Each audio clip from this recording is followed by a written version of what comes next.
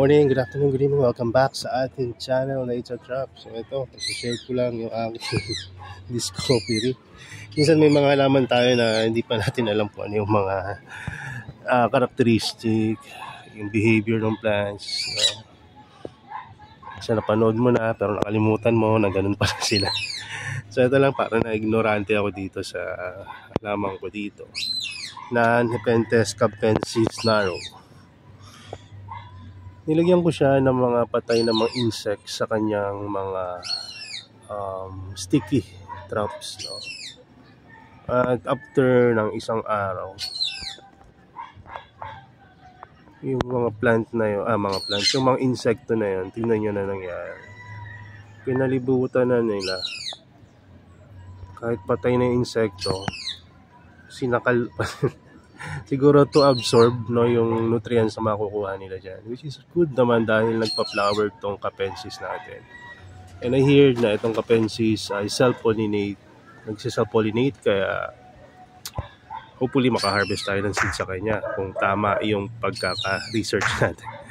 Ayan, so ayun, okay siya, diba?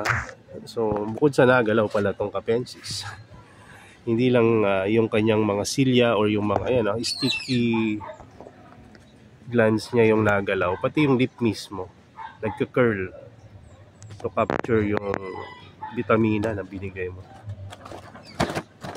Diba? Nakakatawa. So ayan,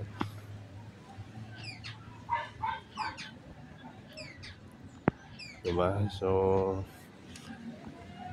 may kahit yung maliliit na capensis, tingnan nyo to, ninagyan ko rin, nag-curl din. So very interesting itong plant na to. Hindi lang siya yung nakabuka tapos pag malagyan didikit, tapos hindi naman nagbabago ng itsura. Pero ito astig. Pinapalibutan niya talaga yung binigay mo na pagkain sa kanya. Ito namang Petiolis complex.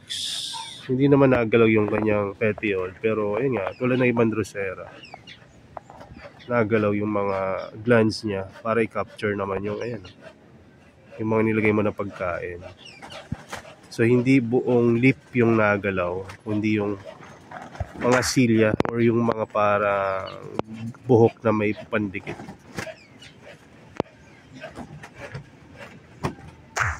Diba? Sa iba kasi, sabihin nyo kasi, sir, syempre itong lip kasi na itong haba, kaya syempre lahat yan may silya, nagka-curl talaga yan. Pero pansinin niya sa mga delay, hindi naman nagka-curl kahit na diba buong lip niya may mga silya at sticky. Pero ito naman nagka-curl, kaya astig talaga capensis. Kaya siguro marami rin naghahanap ngayon. Ayan. So ayan, may sakto-sakto, no? Binibenta tayo. Budol na naman. Maliliit na capensis, no? Binibenta rin natin isang malaki doon, yung walang flower, pero higher price. Kaya umpisa na lang kayo sa maliit kasi parang ayoko rin ibenta yung malaki. Kasi ipapropagate ko pa yan. So ito ngayon, ito yung ating mga Helianthemporang may sikreto. Kasi in-experiment natin kung yung Helianthemora minor natin, pati yung isa, or actually lahat ng mga plants na nandito sa trace na to. Meron tayong nilagay na bagay na maaaring makatulong sa kanila. Pero ngayon, hindi ko muna i-share kasi hindi ko pa ako sigurado kung okay siya. Kasi may nakita ako na bad side effects.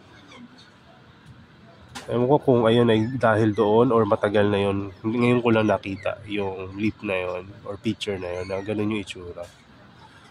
So pakita ko na lang sa inyo para makita niyo yung sinasabi ko. Pero hindi ko papakita yung nilagay ko kasi baka may gumaya at mapasama. Huwag na lang. So ito yung nilagay, yung lip na parang nag-decline yung health. Yung dulo niya tuyo, kasi niya yan, nag-brown. Although yung dulo lang naman, 'di ba? Pero kahit na, 'di ba? Yung mga ganong sign hindi maganda yung kasi baka hindi naman nangyayari ng sa lahat ng feature dito. Ayun lang. Maliban sa mga old feature. No? Pero yun kasi new eh. Pag new growth tapos may problema talaga na maaring nakasama sa kanya. Hindi ko alam kung dahil, alam ko nag-maxi ako dito dati. Baka yung time na yun, patubo pa lang siya, so baka natuluan siya na pero mababa lang nilagay ko dito na imposibleng maxi yun. Pwede kayang Starkel G, samantalang lagi naman ako naglalagay ng Starkel G sa kanila. At naka-close naman yung picture na yun, di ba? So, paano magiging masama sa kanya? Pwede bang peste? Kasi minsan nakakita ako dito ng suso na maliit. Pero bakit nangitim yung dulo lang? Di ba? So, maaring may problema yan sa root system. Kung hindi naman, dahil doon sa ginagawa ko ngayon. Pero maganda pa rin, di ba? Ayun lang yung naging problema. Kung madadagdagan yun, ititigil ko na yung ginagawa ko. Tapos ipapakita ko sa inyo kung ano yung ginawa ko na mali. Pero ngayon na wala pa akong 100% sure kung effective ba or hindi ko na ipapakita yung mga ginagawa ko dito. Ayan, dito naman tayo sa kabila. Kaya ako kinat yung video dahil parang hindi nyo mapansin yung nilagay ko.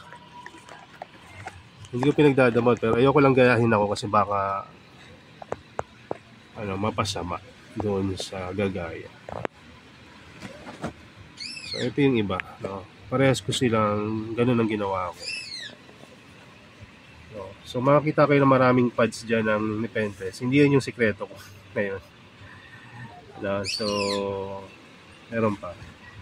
Pero ginagawa ko yan para nga magkaroon ng konting vitamina yung medium kahit na carnivorous plant.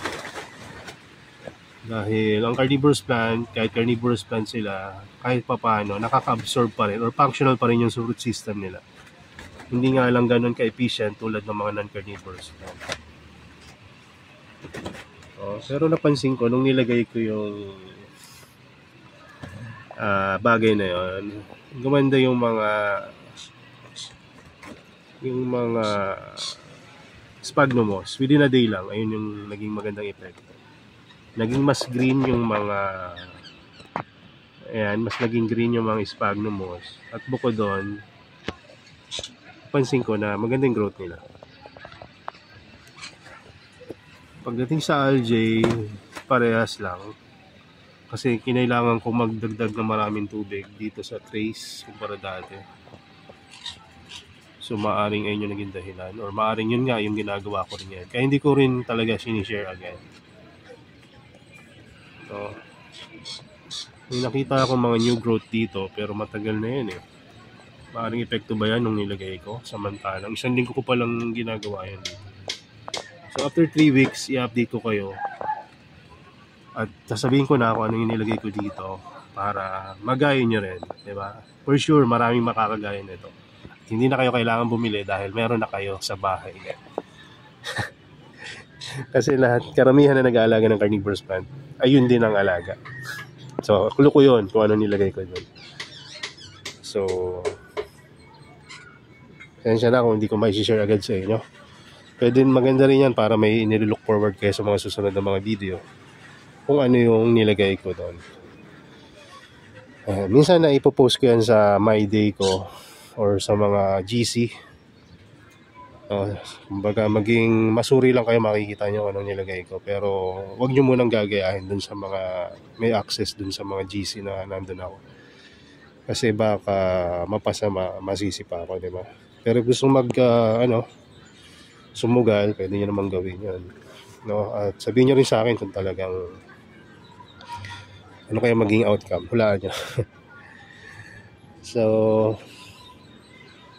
ayun, no? So, bukod doon sa, dito nga, sa Capensis na nag-curl, no? Ganun pala yung Capensis. Sa bagay, no? Ngayon lang rin tayo talaga nagka-Capensis. Siguro late last year, nung na-acquire ko yan. Sabay pala yan ng mga Sanjus, no?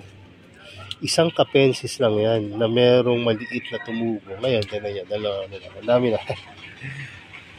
So, at least nalaman na natin kung paano i-propagate si Capensis Pasitiolis complex. May mga iba akong mga gustong makuha na Sanjus na hindi ako nakakuha kasi nauubos agad. So, yan. Ito palang setos natin. Malapit na tayo makapag-release na ito. Kasi kung natatanda nyo, ilang piraso na lang itong setos. Pero ngayon, medyo dumadami na siya kasi pinopropagate ko na siya ng mas matindi kaysa dati.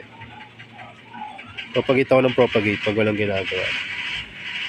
Para naman may mai-release tayo. Kasi hindi natin ito maibenta, marami naghahanap ng lihitimong seto. Pero ayan, diba? Nag-propagate na tayo. Mapapansin nyo, malaki seto to pero tatatlo lang yung leaf. Kasi bakit? Pinopagate na natin siya. Pati yung ibang seto, pinopagate natin kahit maliliit pa. So, ayan. So, yun lang muna. Medyo nakakaramdam ako ng parang mabina tayo na ito. Nagagaling ko lang sa sakit kagahapon at papagaling pa ako. Parang bumibigat yung pangaramdam ko. Tatapusin ko na yung pagdidilig at papatuloy tayo ng video mamaya. Kakain lang rin ako sa baba at hindi pa ako nakakain pala. So, salamat sa panonood ninyo at pasensya na ha kung hindi ko nasabi yung sikreto doon sa Heliampora. Dahil isi-share ko naman to, wala naman ako sikreto. Hindi ko naman ipapakita sa inyo yun kung hindi ko isi-share, diba? So, hintayin nyo lang. Isi-share ko rin yan.